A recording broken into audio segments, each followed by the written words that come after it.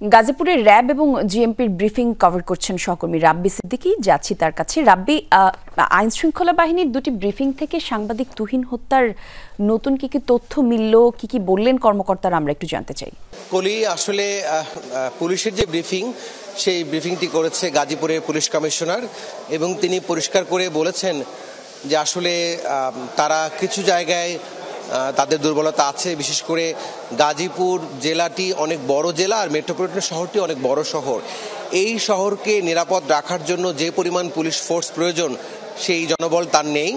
এবং একই সাথে তিনি বলেছেন যে তারা খুব আন্তরিকতার সাথে ঘটনার প্রায় 24 ঘন্টার মধ্যেই এই হত্যার সাথে, সাংবাদিক তুহিন হত্যার সাথে জড়িত 8 জনের মধ্যে 7 জনকেই গ্রেফতার করতে পেরেছে এবং 7 জনই কিন্তু এই হত্যার সরাসরি জড়িত। এবং এই হত্যার যে কারণ, আসামি যারা প্রাথমিক জিজ্ঞাসাবাদে যে কথাটি বলেছেন যে কোনো পূর্ব পরিকল্পনা নেই, পূর্বশত্রুতা নেই, সাংবাদিক তুহিনকে তারা চিনতেনও না।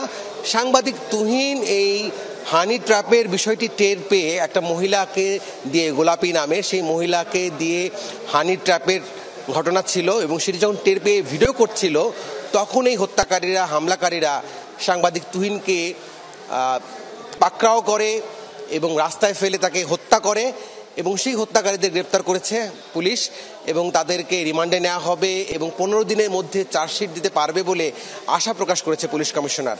আরেকটি বিষয় পুলিশ কমিশনার ব্রিফিংয়ে বলেছেন যে 5 আগস্টের পর পুলিশের মনোবল এখনও চাঙা নয়, এখনও পুলিশ ট্রমাটাইজ, এখনও তারা ভীত, সন্ত্রস্ত। তো পুলিশকে কাজ করতে দিন এবং পুলিশই যে মনোবল যদি চাঙা না হয়, এমন ঘটনা কিন্তু বাড়তেই থাকবে। এবং আপনি জানেন যে গাজীপুরে প্রায় আজকেও লাশ পাওয়া গেছে, গতকালও কিন্তু বস্তাবন্দি লাশ পাওয়া গেছে। প্রায় প্রতিদিনই কিন্তু এই শহরে অপরাধ বাড়ছেই এবং এই অপরাধ নিয়ন্ত্রণে পুলিশ আগের মতো অ্যাক্টিভ না, সে কথাটি কিন্তু পরিষ্কারভাবেই পুলিশ কমিশনার গাজীপুরের তিনি কিন্তু বলেছেন যে পুলিশ সক্রিয় হতে পারছে না, তাদের মনোবল এখনও ভেঙে আছে, তো তাদেরকে আপনারা কাজ করতে দিন, সেই আবেদনটি, সেই অনুরোধটি তিনি করেছেন। এছাড়া সংবাদ আরও অনেক বিষয়গুলো নিয়েই কথা হচ্ছিল। মূল যে কথা, যে আসামি অলমোস্ট সবগুলোই গ্রেফতার, একজন বাদে, এবং সেই জনকেও ধারা খুব দ্রুতই তাদেরকে গ্রেফতার করতে সক্ষম হবে বলে পুলিশ কমিশনার আশা প্রকাশ করেছেন। কলি, রাব্বি, ধন্যবাদ আপনাকে।